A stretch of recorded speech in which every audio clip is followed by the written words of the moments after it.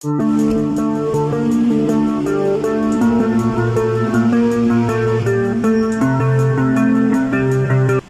Khan Lahore high court حفاظتی ضمانت لینے پہنچ گئے۔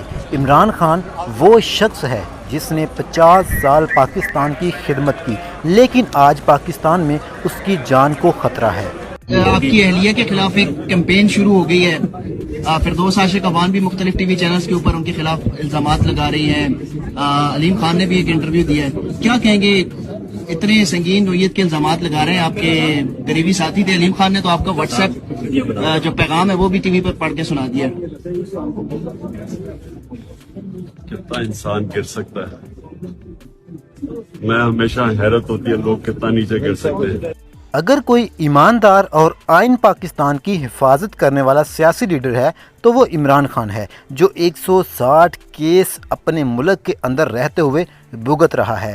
اس کے اندر ڈر نہیں ہے، کوئی خوف نہیں ہے، کیونکہ وہ چور نہیں ہے، چور چوری کر کے بھاگ جاتا ہے۔ عمران خان محب وطن پاکستانی ہے اور وہ کہتا ہے کہ میرا جینا مرنا پاکستان کے لیے ہے،